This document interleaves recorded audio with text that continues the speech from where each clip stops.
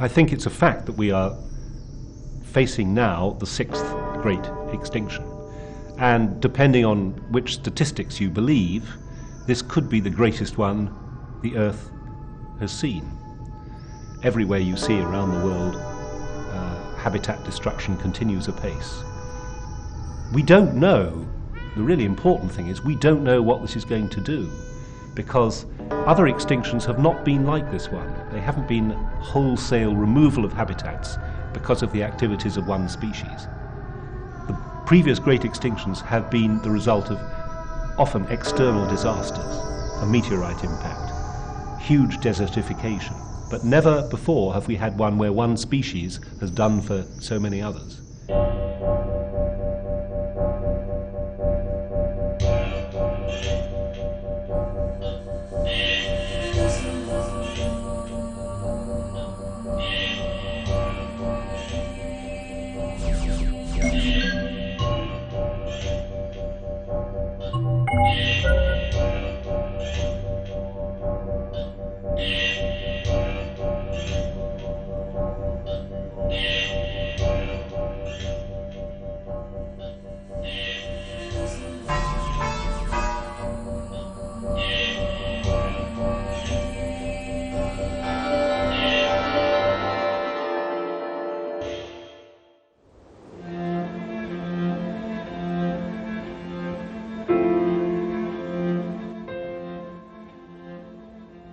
This juniper is the image of survival. It lives alone in the middle of an infertile land while it follows the desert in its unstoppable advance. We're in the foothills of the Doñana wetlands in the south of Spain. In the bordering pine forests, the sand is invading this territory. New environmental conditions have eliminated many species. Insects, birds, and small mammals disappear since there are no trees and the water is becoming scarce.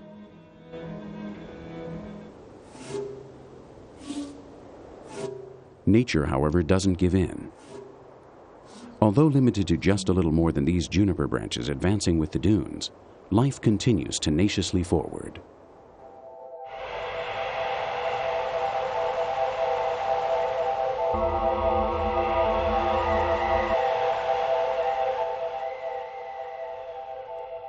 The Earth's climate has suffered successive changes, which has determined the number and variety of species in each period. The concept of biodiversity specifically refers to the richness of life in a determined time and space. It's a calculation that measures the variety of species, keeping in mind that those species are capable of reproducing among themselves. There is little difference between insects, plants, and mammals because every living being counts, and not only because it is alive, but because life also depends on it.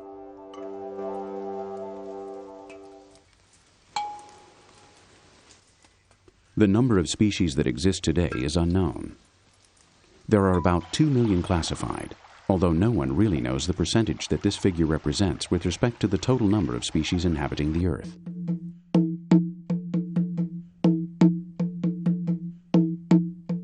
Scientists do not agree on the approximations, because some believe that there are at least 4 million species, while others, who are more optimistic, estimate that there are more than 100 million.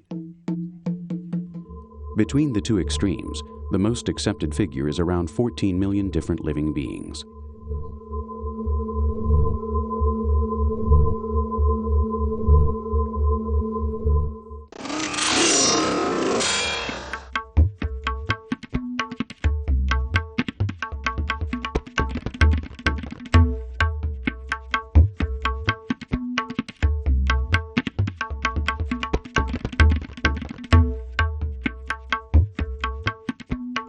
The small dark coleopterans, the common beetle, are the monarchs in the kingdom of the high figures of biodiversity. They form the most numerous group of all insects, while at the same time are the living beings most capable of proliferating on Earth.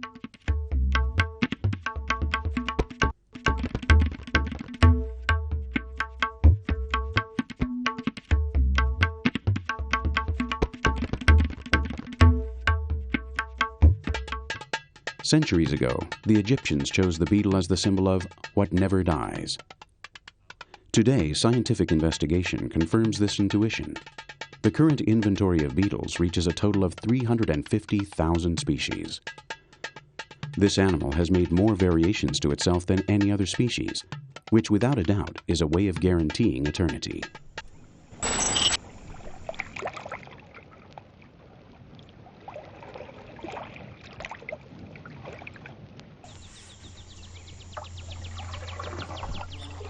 The predominance and diversity of what is small is not a whim of nature. They correspond to a need.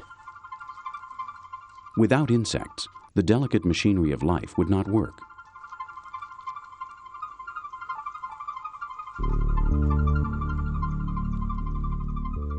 They rid the ecosystems of biological remains. They oxygenate the soil and serve as food for hundreds of species of birds, reptiles, and mammals.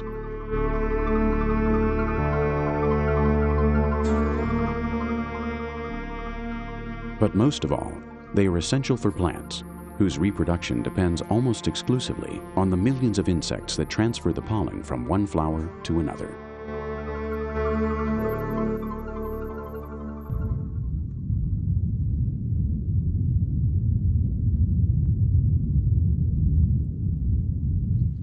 As the size of the species decreases, the task it carries out becomes more important. This is the case of bacteria. With such microscopic dimensions, these organisms carry out the hardest cleaning job of recycling dead animal and plant waste, which are returned to the ecosystem as a valuable nutritious material.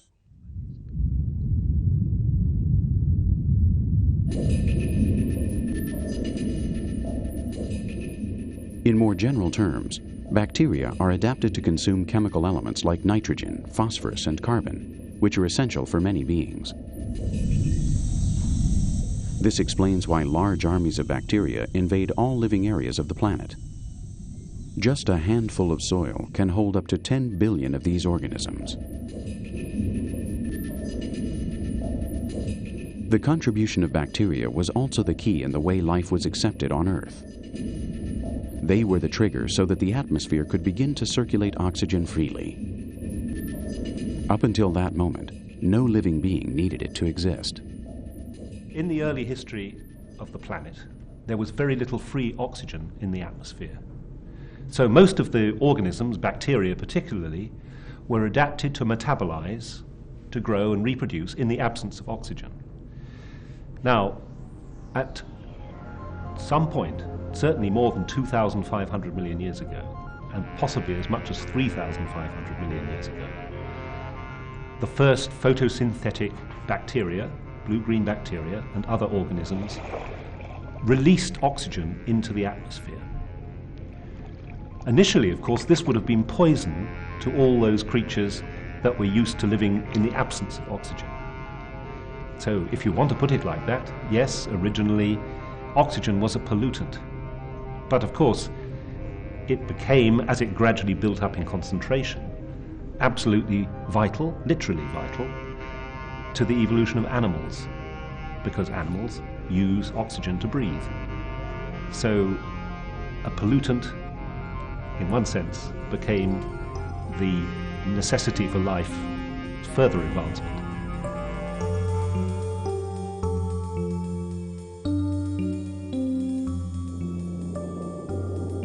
The abundance of oxygen favors the appearance of organisms with new characteristics. During the early stages, the Earth was dominated by single-cell beings, but due to the revolution of oxygen, multicellular individuals began to spread throughout the planet. These beings caused major changes in the methods of reproduction. If the single-cell being created its descendants by duplicating itself or by dividing itself, these new organisms, on the other hand, invented sexual reproduction. Two individuals came together to produce a third, or several others, which are not the same as the parents.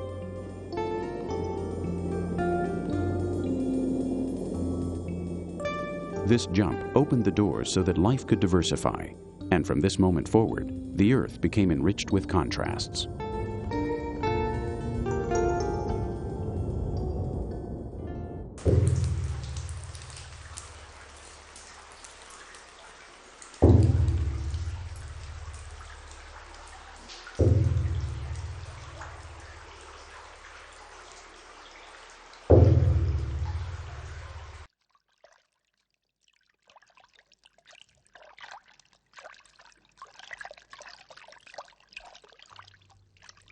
In the 19th century, Charles Darwin deduced the basic rules that explained why living beings are different and why some impose themselves on others.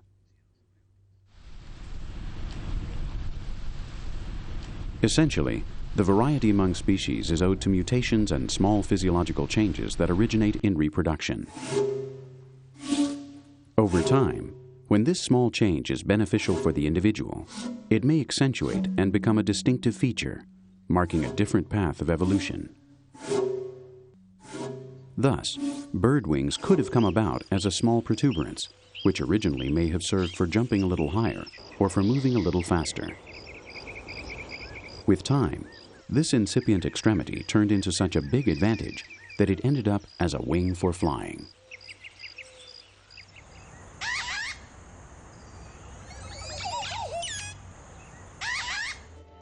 The survival of some species and the disappearance of others was what Darwin called natural selection.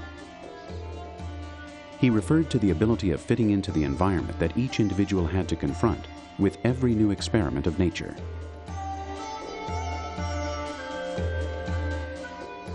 In this way, from generation to generation, through hundreds of millions of stages and periods, the stronger living beings, or those with a stronger ability to fit into the environment, triumphed over those that could not. I don't have much doubt that most evolution occurs by small steps. There's a very obvious reason for that. If you make a large change to an organism, it'll almost certainly be bad. If you take a hammer and you hit the engine of your motor car very hard, it's most unlikely to do it any good. Big changes are, on the whole, big changes in a thing which is already extremely complicated and very efficient are likely to be bad. But it is possible that a small fraction, anyway, of the small changes that happen, just slight changes in shape or size, will be an advantage. And I think almost all evolution happens by these small changes.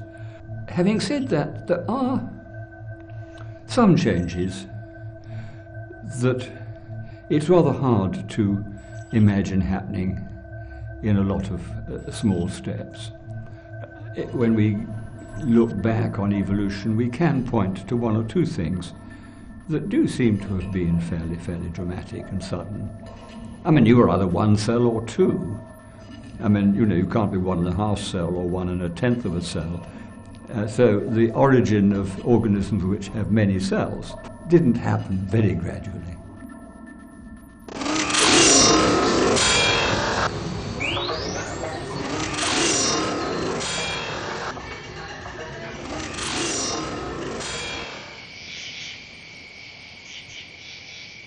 The slow path traveled during the evolution of species is similar to a chronicle of failures. Most of the genetic variations that a species undergoes do not provide an advantage. And although the factory of biodiversity doesn't stop generating new types of species, in reality, few are able to find a place in nature. The biggest enemy of survival, however, is not found in the individual's difficulty to evolve, but in the catastrophes that with a certain frequency have really shaken the earth.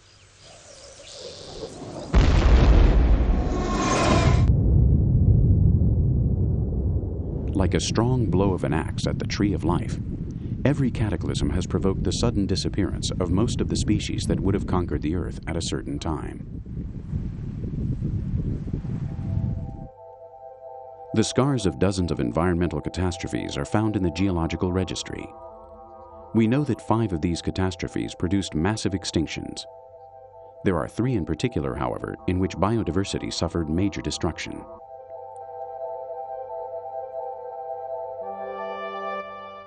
The first great extinction took place 440 million years ago, during the Ordovician period. It caused more than half the species to disappear. This was the end of the first phase of life diversification, and investigators believe that this was the consequence of an enormous freeze of the Earth's climate. 200 million years later, during the Permian period, the most deadly of all known extinctions occurred. 54% of the families and 96% of the marine species were driven out, thus destroying the biological factory of the oceans. the trilobites disappeared, just like many insects and all the coral from that time period. This extinction, however, determined a new diversity in which terra firma would become a new element. It would not be long before the dinosaurs arrived. Finally, 65 million years ago, the extinction best known to man occurred. The Cretaceous period, in which the dinosaurs disappeared, opened the way for the mammals to find the road for their diversification and mastery of the Earth.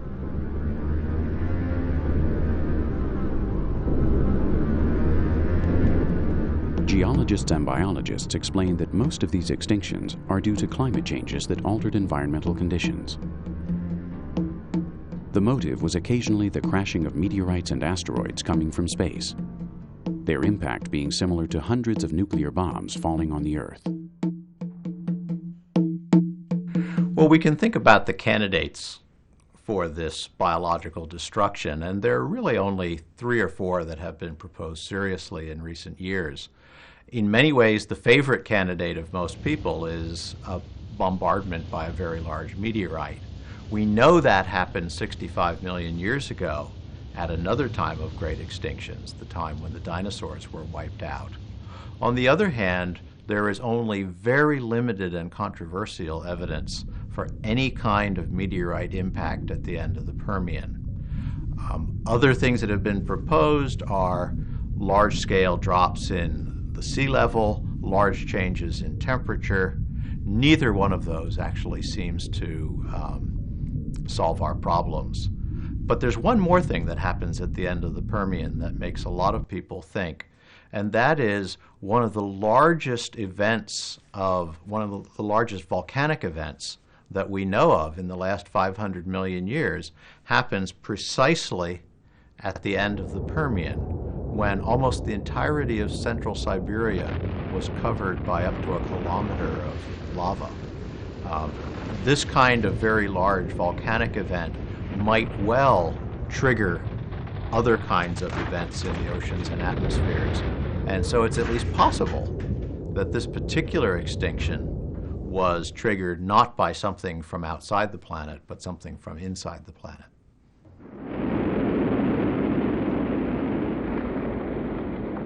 The process of extinction would normally begin because of major contamination. Meteorites or volcanoes would shake and move the Earth's surface, and as a result, chemical substances would be lifted from the Earth's crust into the atmosphere. Among these substances, carbon dioxide, the gas that is generated today when oil is burned, was very toxic due to its high concentrations, and few species were able to tolerate it. These clouds of dust and gas became so dense that they acted like the windows of a greenhouse. The Earth reheated, ice melted, and water cycles were modified. Hydrological regularity at that time was substituted by unexpected floods and fierce droughts.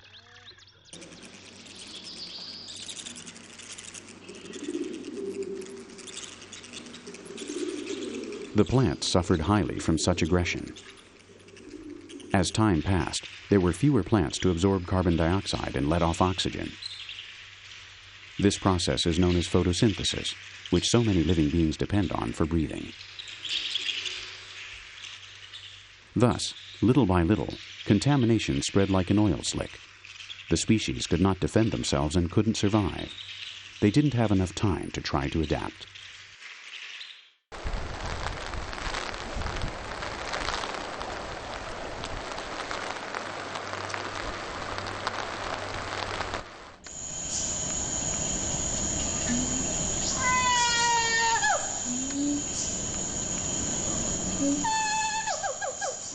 After a major extinction, life was left in the hands of a few survivors.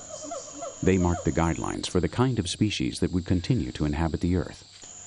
And as a consequence of such great biological catastrophes, the same forms of manifestations of life were never seen again. The general pattern is that after a major extinction, there's a kind of vacuum, an ecological vacuum in the Earth, which is then filled by new evolutionary radiation, a new flowering of types. So, for example, before the dinosaurs went extinct, we had the dinosaurs filling all the major trades of life. There were carnivores and herbivores, large, medium and small of both kinds. There were swimming animals, there were flying animals, there were burrowing animals, there were tree-climbing animals. They all went extinct. And then, in a rather short time, the mammals took their place, and they filled each of these separate trades: the carnivores, the herbivores, the large carnivores, medium and small, large herbivores, medium and small herbivores, the tree climbers, the burrowers, the flyers, the swimmers, and so on. So if you come back 20 million years after a major extinction, what you find is it's as though the same play is being performed on the stage, only the actors have changed.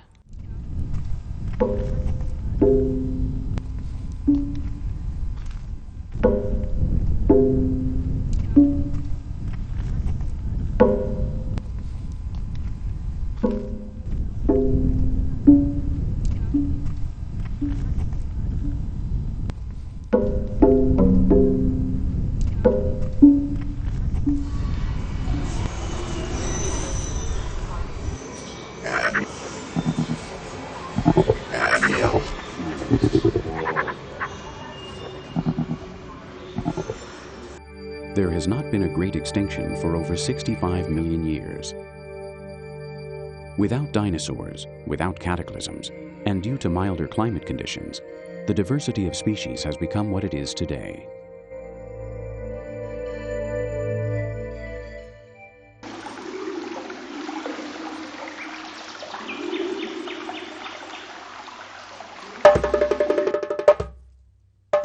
The human species developed during the last part of this long journey. Its appearance dates back about 100,000 years, a very small moment in time compared to the long history of the Earth.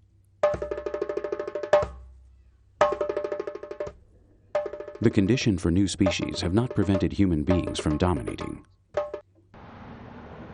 There are barely any places left to conquer, or natural paradises in which man has not left his mark.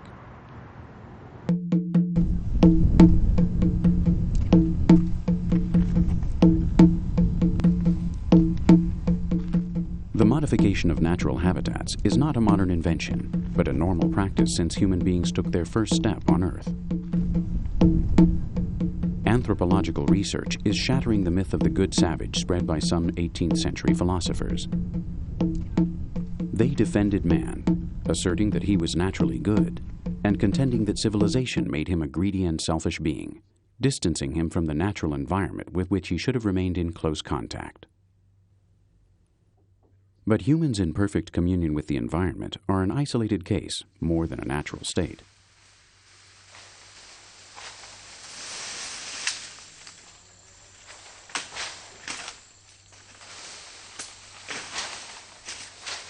Most primitive communities have altered the ecological balance, even if they were unaware of the damage that they were causing nature.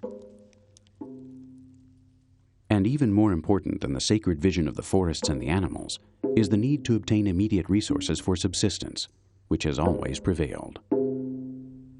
When the first men reached America, for example, an enormous wave of extinctions of the larger species took place. These animals were more appetizing, easier to hunt, and provided the most proteins. Thus, once man arrived, in a few hundred years, about 1,000 years, a large number of species became extinct, especially the large mammals of North America and South America. This has also occurred in New Zealand and Madagascar, although mankind arrived much more recently. This happened 60 million years ago, when man landed on Australia. La llegada a un nuevo escenario de nuestra especie ha producido gran número de extinciones.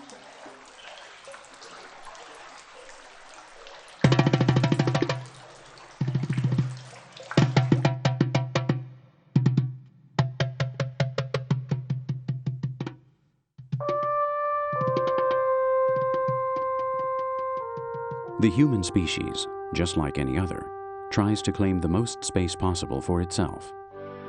But compared to other animals or plants, human beings have not been as restricted in their expansion. The possibilities to adapt to different climates and their creative abilities have allowed the human species to dominate other predators, win many battles against deathly diseases, and develop broad technology for exploiting natural resources. The population has been able to grow with barely any external limitations. In 1999, there were 6 billion human beings. In 2025, there will be about 8 billion inhabitants. While the Earth remains the same size, the needs for space, energy, and food for human beings increases at the same fast pace as the population grows.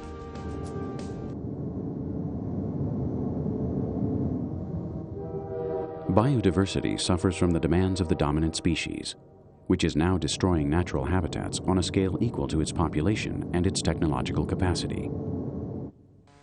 For urban and agricultural purposes, or simply for exploiting the wealth of the region, all kinds of ecosystems are being stripped. The forest habitats are the most notable example.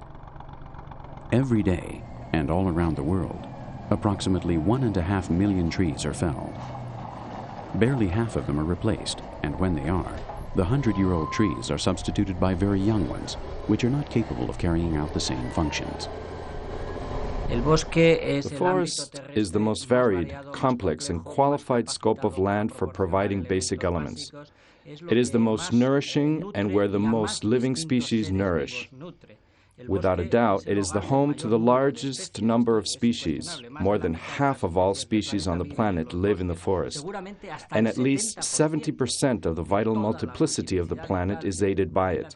But above all, and at this time, the forest is considered more than ever to be the great solution. One of the great disasters of our world is the loss of soil. The forest creates soil and maintains it. And the forest right now could also be the best therapy for climate change, because they even act like a fixer. Not only for CO2, which we already know, but the forests fix noise pollution, they fix water pollution, and they fix soil pollution. Trees have also invented isolating control and reduction systems for the strongest contaminants, including the most aggressive heavy metals like mercury, lead, and cadmium. Right now, there isn't anything wiser than having the maximum number of trees in the world, because what they are doing is creating good living conditions. They are creating raw materials, and they are curing the worst environmental diseases. Están proporcionando materias primas y están sanando, como creo que es bueno insistir, las peores enfermedades ambientales.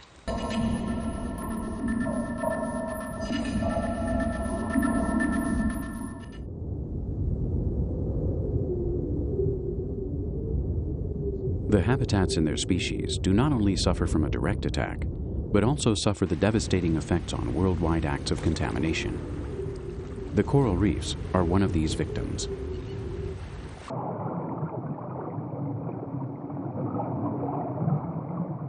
The reefs are the most exquisite creations of nature.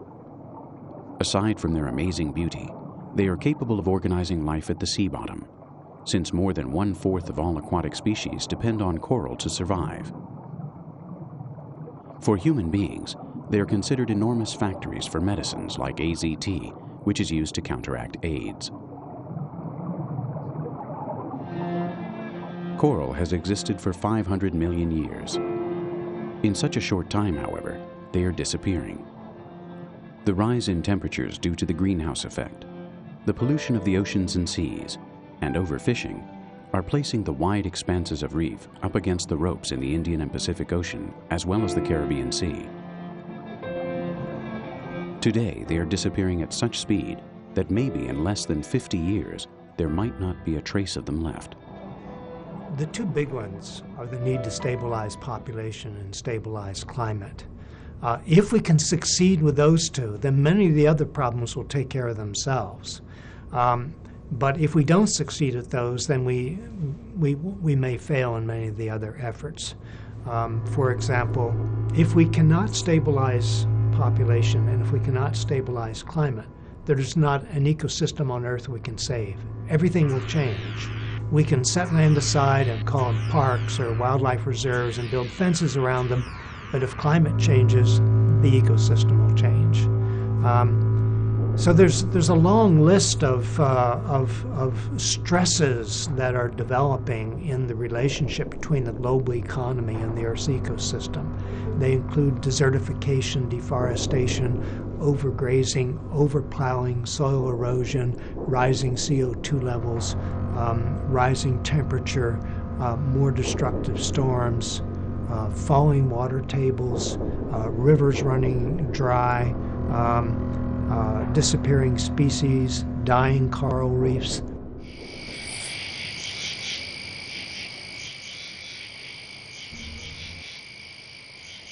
A strange phenomenon was detected 15 years ago among the amphibians around the world. The populations of frogs and toads are either disappearing or decreasing, even though they are different among each other and are located in remote territories.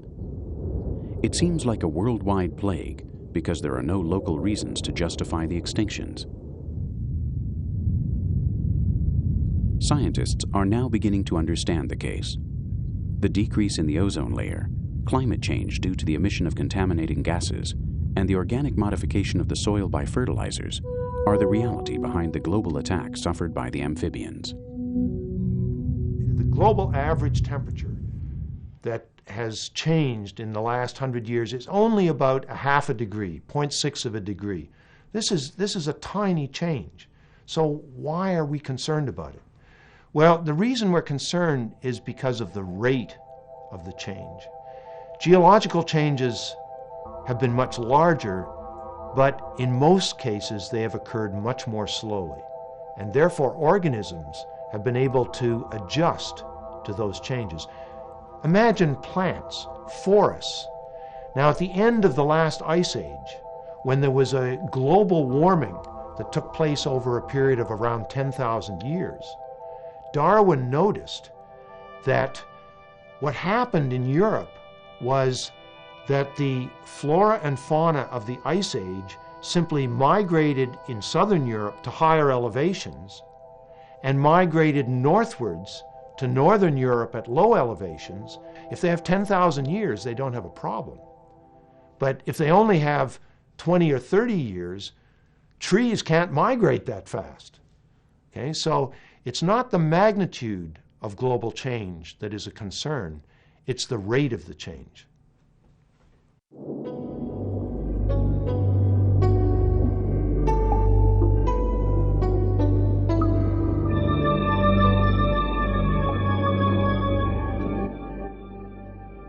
In 1992, an algae of tropical origin, the Caulerpa taxifolia, reached the Spanish Mediterranean coasts. It has the ability to develop anywhere, but its fame is due to the danger it presents for many animal and plant species that are not tropical.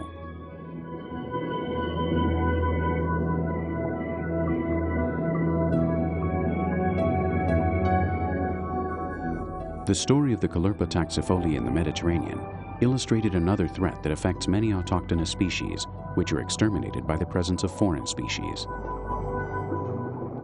In 1982, the algae began to be cultivated at the aquarium in Monaco. Given its unique energy and ability to adapt, using it in the fish tanks was ideal.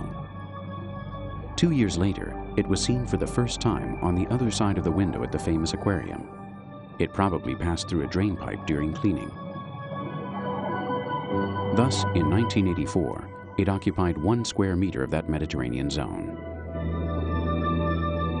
6 years later, it was discovered 5 kilometers from the aquarium, and an exterminating trace could be followed through this entire section of the French coast. By the summer of the year 2000, the killer algae had already devastated enormous marine areas of Australia and had been discovered on the California coasts. Today in the Mediterranean, it occupies 7,000 hectares, which represents an astonishing growth in just a few years. And to date, the attempts to wipe it out have not been exactly positive. Suddenly, there are organisms that reach a place where, for their happiness and for the misfortune of everyone else, they have ideal environmental conditions and lack the natural elements that control them in their place of origin. These elements control their explosive capacity, their tendency to dominate. And like a bull in a china shop, They override other plants or animals that were never prepared, from an evolutionary point of view, to fight against this imperialist capacity. I think this is a conclusion that really defines what happens to these organisms. They are imperialist living beings that want everything for them, and they also have the power to take over everyone else.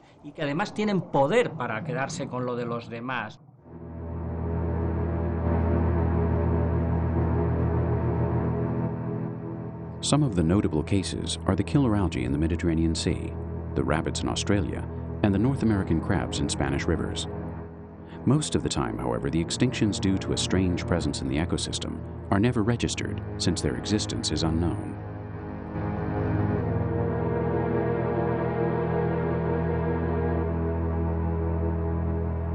An example is the case of this shrub on the small island of La Palma in the Canary Islands. Its disappearance is due to the introduction of goats and rabbits, herbivores foreign to this environment. Although the example of the Bencomiax stipulata, the name of this plant, is not spectacular, its story proves that we're dealing with a worldwide phenomenon.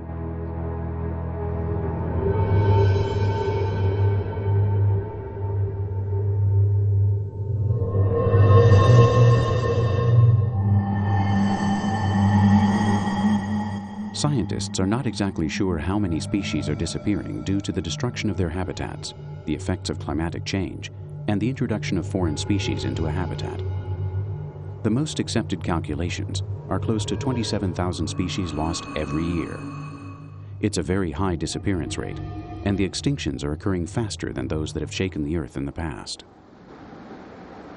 These 27,000 lost species per year means that in 1,000 years, 27 million species would be lost, which means in 1,000 years, which is very little on the geological scale, practically all life on Earth would be lost.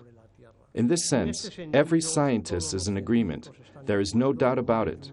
We are living in a time of major crisis, a major crisis of extinctions, meaning that species are becoming extinct so quickly or faster than during other periods of the Earth's history in which species became quickly extinct. For example, at the time when the dinosaurs disappeared, this was something that occurred suddenly. On the geological scale, it occurred suddenly, which means hundreds of thousands of years, even a million years, which is what the dinosaurs took to completely disappear.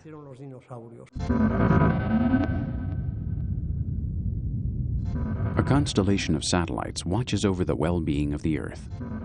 Thanks to them, we have a more precise understanding of how the hole in the ozone layer is growing and how much forest is lost every year. In March of 2002, the European Space Agency placed Envisat, the best-equipped spacecraft of our time, into orbit. Placed at 800 kilometers away from the Earth's surface, it's able to completely examine the planet in only 3 days. The Envisat has high-power antennas and all classes of detection systems, which allows it to analyze the short and medium-term consequences of fires, of industrial pollution, of global warming, and of volcanic eruptions. Because of its enormous versatility, and because of the extremely valuable information that it provides, scientists now have a tool with which they will be able to predict the future of every ecosystem on our planet, with barely any margin of error.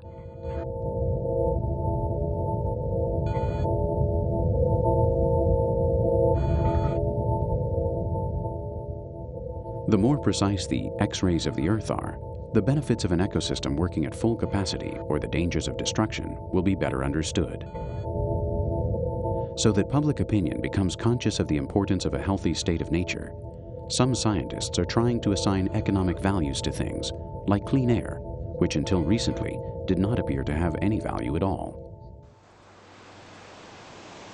In a general approximation, researchers have estimated that nature will produce consumer goods every year that are double the gross domestic product of all the countries on Earth.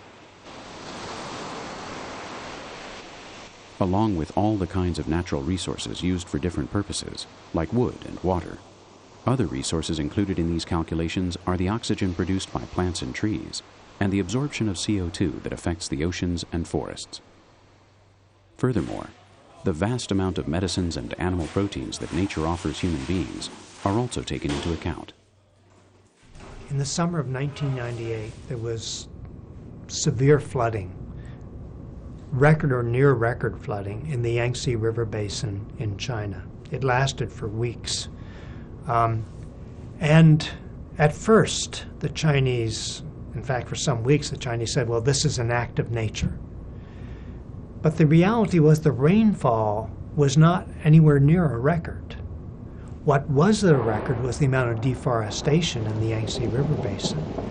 At that time, by that time, they had lost 85% of all the original tree cover in the Yangtze River Basin, where 400 million people live. And so when the rains came down, there just wasn't much to hold the rainfall anymore. So it was just flooding. And then in mid-August, after several weeks of this, the Chinese leadership held a press conference, and they said, we have concluded that environmental factors like deforestation are contributing to this. We are imposing a ban on all tree cutting in the Yangtze River Basin because, they said, trees standing are worth 3 times as much as trees cut.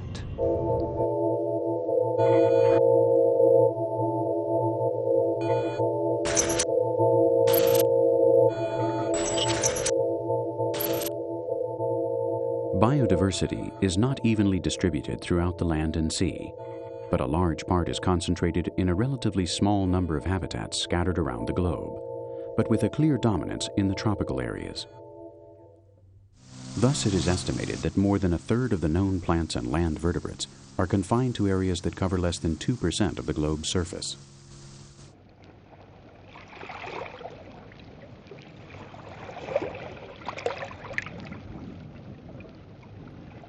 These places are known as hotpoints of high diversity. In a way, they are large shelters and reserves of nature.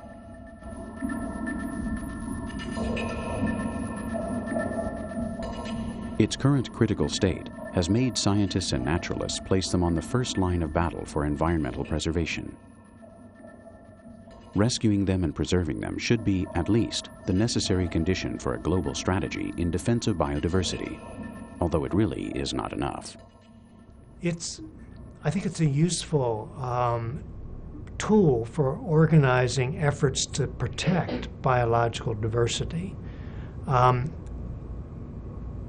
One of my concerns is if we rely on it too heavily and don't deal with the causal factors like population growth, like climate change, that in the end we may not succeed.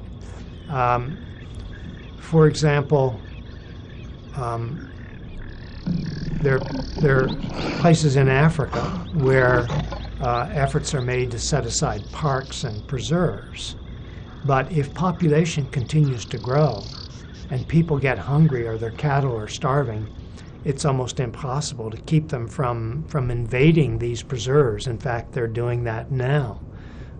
You can't just shoot people because they want to survive, in a sense. So unless we deal with population growth, which is the driving force here, then putting fences around things in Africa and calling them parks or wildlife preserves probably will not work in the end.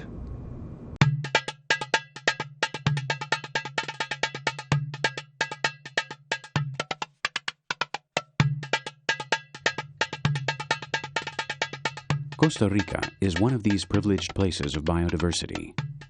In barely 51,000 square kilometers, 5% of all species living on Earth are found.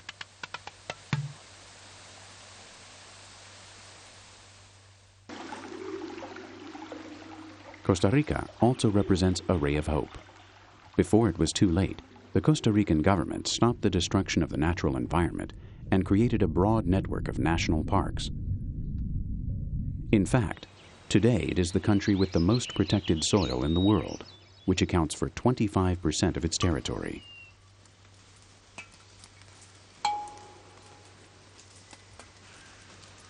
In Costa Rica, however, the major difference lies in the fact that the local populations have become involved in the preservation and research of these lands. Thanks to the programs of the National Institute of Biodiversity, the inhabitants of the towns work to collect species that are later investigated and cataloged by scientists around the world. Many of these scientists work for the pharmaceutical industries.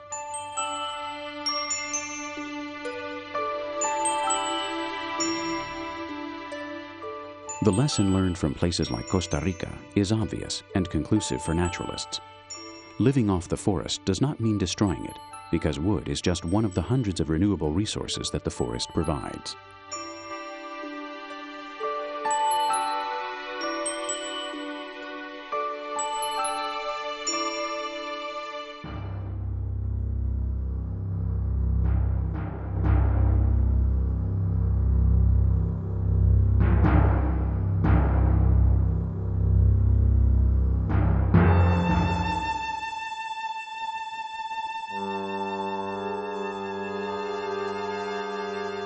Whales, panda bears, rhinoceroses, the Asian elephant, and the American puma are some species that are unfortunately famous. The danger of their extinction has turned them into the most popular campaign device used to defend the environment.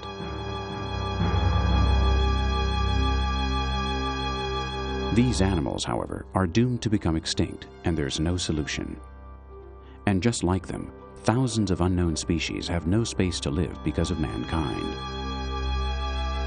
But when a species imposes its dominance at the expense of exterminating others, life, sooner or later, will end up suffering a serious backward step.